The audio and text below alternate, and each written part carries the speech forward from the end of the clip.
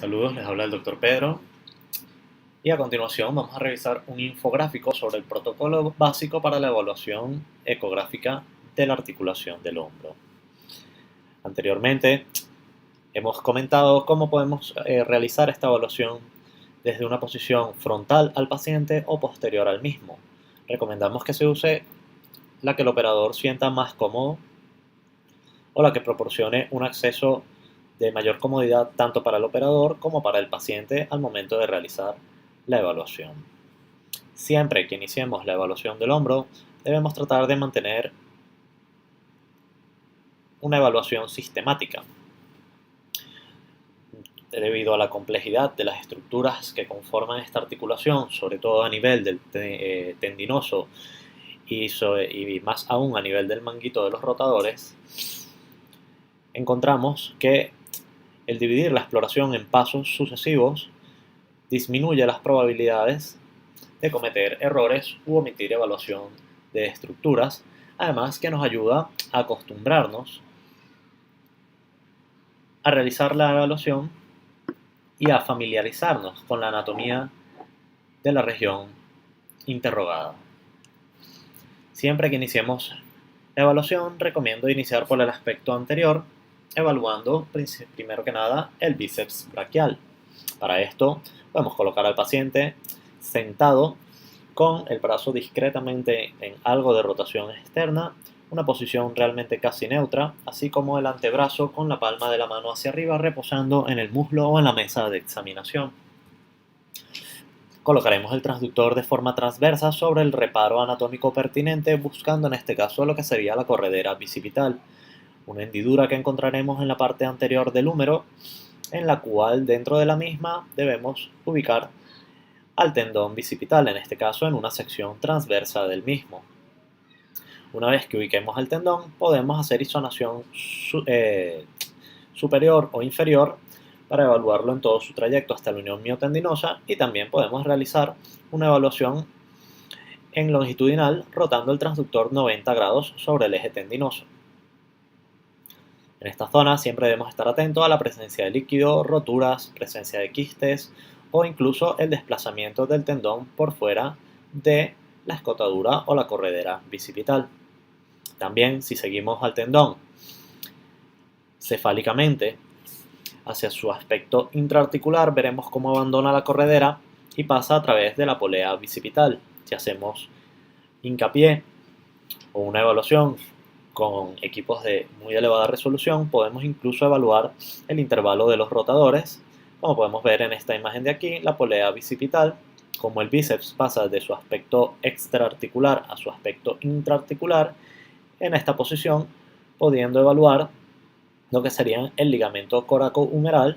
o el ligamento glenohumeral superior, que son aquellos que le dan estabilidad al tendón bicipital y conforman parte del intervalo de los rotadores. Una vez evaluado el tendón bicipital, desde esta misma posición, podemos solicitar al paciente realizar rotación externa del brazo con la palma de la mano hacia arriba y nos desplazamos un poco más medial a la corredera para ubicar al tendón subescapular. Como podemos ver, igualmente recomiendo hacer un abordaje en sección o en plano axial,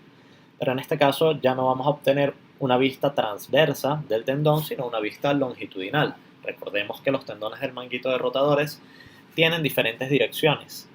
lo que da más complejidad a la evaluación del hombro y por tanto debemos tener una adecuada orientación espacial para que cada tendón podamos evaluarlo en su eje largo, longitudinalmente, y en su eje corto, transversalmente, respectivos los mismos a cada tendón e individuales para cada uno, y que no siempre se van a corresponder con el plano sagital o el plano axial del cuerpo del paciente. En este caso, como les comenté, acercándonos en un abordaje axial al paciente, vamos a obtener una vista longitudinal del tendón en toda su extensión, e incluso podemos observar la unión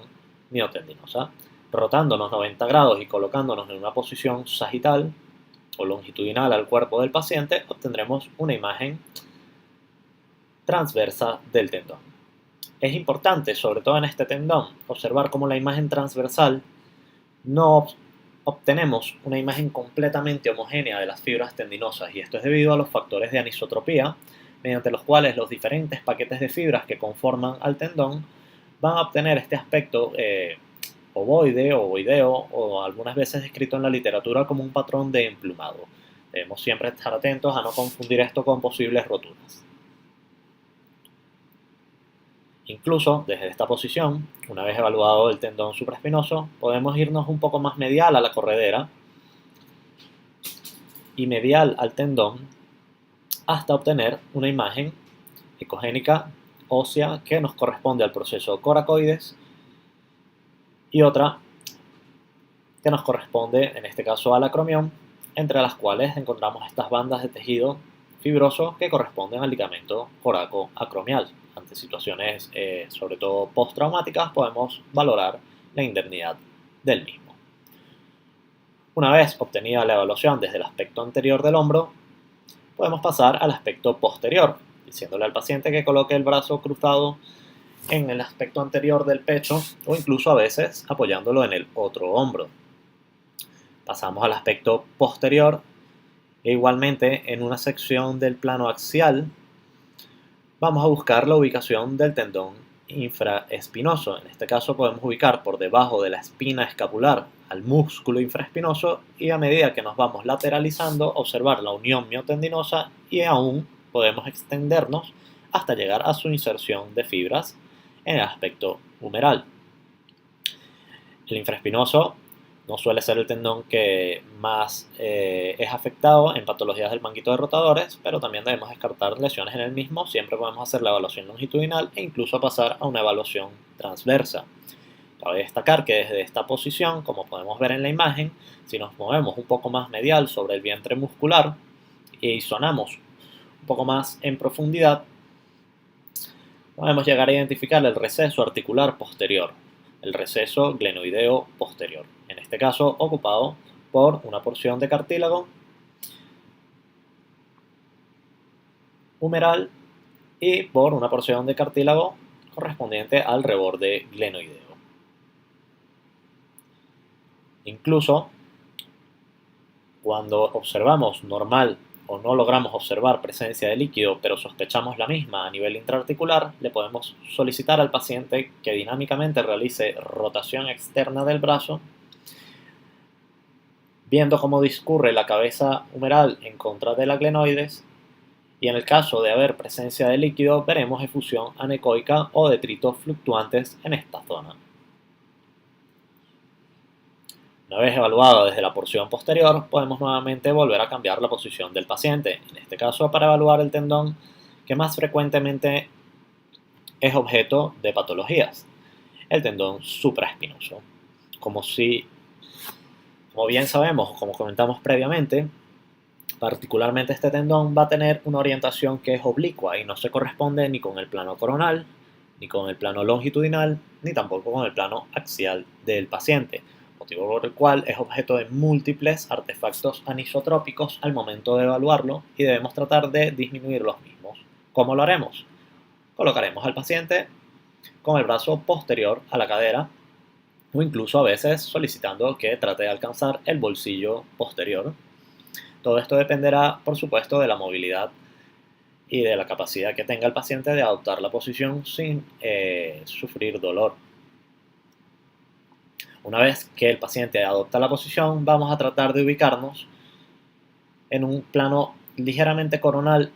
algo más oblicuo, sobre las fibras tendinosas para tratar de ubicarlas, como podemos ver en esta imagen, en una posición longitudinal. Y luego, rotando 90 grados la sonda sobre el tendón, podemos observar un corte transversal del mismo. Durante la evaluación del tendón, o de todos los tendones realmente a nivel del hombro, o a nivel de cualquier tendón, pero específicamente en este caso del hombro, debemos observar siempre que haya una indemnidad de las fibras tendinosas, que no haya presencia de líquido, que haya continuidad de las estructuras. Y esta imagen que tenemos aquí del supraespinoso es excelente para hacernos una idea de lo que debemos ver. Normalmente, desde más profundo a más superficial, vamos a encontrar la cabeza humeral, ecogénica, cubierta por una línea hipoecoica que corresponde al cartílago, y luego por encima inmediatamente estas fibras blancas corresponden al tendón supraespinoso, el cual debe ser homogéneo e ininterrumpido, e inmediatamente por encima del mismo observamos estas fibras hipoecoicas que corresponden al músculo deltoides. Entre el supraespinoso y el deltoides existe una estructura que, como sabemos, se encuentra ahí, corresponde a la bursa acromio-subdeltoidea, la cual debería ser imperceptible durante la evaluación ecográfica, una muy delgada línea que se entremezcla con las fibras tendinosas. De encontrarse esta línea engrosada, perceptible o incluso anecoica, podemos inferir la presencia de líquido o la presencia de un engrosamiento inflamatorio crónico. También, desde esta posición, podemos realizar una maniobra de evaluación dinámica, buscando un pinzamiento de las estructuras a nivel subacromial. Podemos identificar el reborde del acromion y por debajo del mismo vamos a ver el tendón supraespinoso, la bursa y las estructuras que por debajo del mismo discurren al realizar los movimientos de abducción, motivo por el cual solicitaremos al paciente, en este caso, realizar movimientos activos de abducción del brazo, o incluso podemos pasar de una posición en abducción y posterior a una posición más anterior y en aducción, buscando ver cómo discurre el tendón por debajo del espacio subacromial y cómo las fibras tendinosas o incluso la bursa subacromial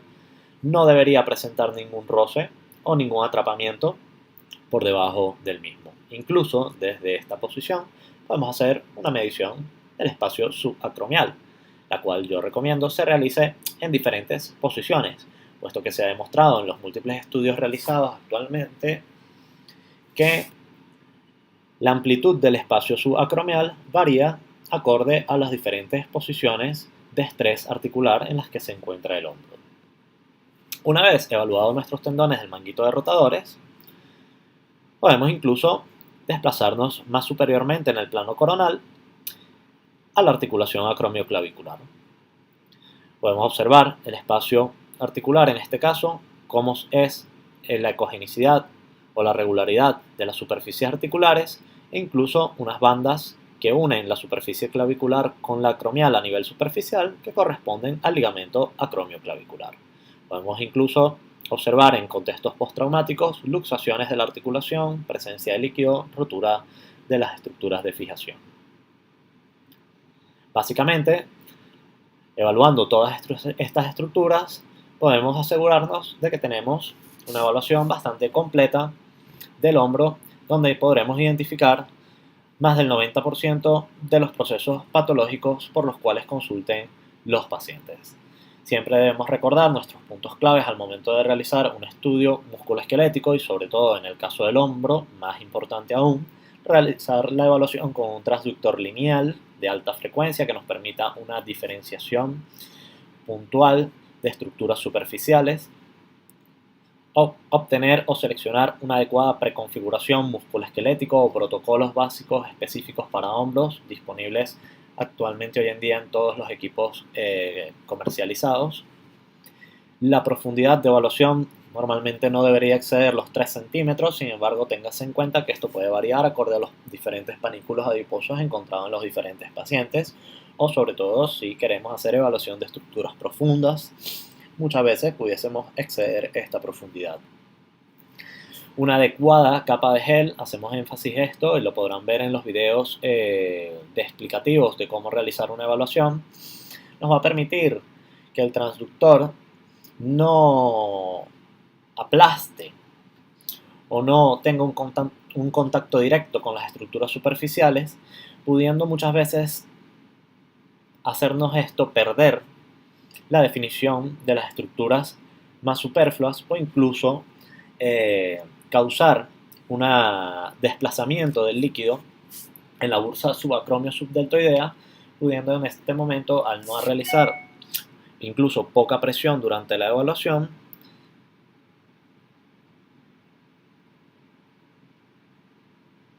y pudiendo por tanto pasar por alto las acumulaciones de líquido en la bursa cuando son muy escasas. Siempre que visualicemos un hallazgo, debemos tratar de hacerlo en dos planos, sobre todo recordando, como comentamos anteriormente, que las diferentes posiciones de las fibras tendinosas promueven la presentación de anisotropía durante la evaluación y por tanto si objetivamos una rotura, un hallazgo que nos sugiera a nosotros una rotura tendinosa, por ejemplo, una calcificación, líquido, siempre debemos hacer la evaluación por lo menos en 2 secciones, en 2 planos diferentes. Incluso hasta 3 planos es recomendable hacer la evaluación, pero una vez que confirmemos la presencia de una lesión en 2 planos, podemos estar 100% seguros que la misma está ahí y no es objeto de un artefacto. Y por último, lo ya he comentado varias veces, siempre atención a la anisotropía. Recordemos que esta es una evaluación dinámica. La ecografía no es una evaluación estática. Siempre debemos estar isonando con el transductor, basculando en los diferentes ángulos que podamos posicionarnos sobre las diferentes estructuras para obtener la mejor imagen, para obtener el rayo más perpendicular a las fibras y para poder obtener la información más fidedigna y veraz al momento de realizar la evaluación. Muchas gracias y atento a cualquiera de sus dudas.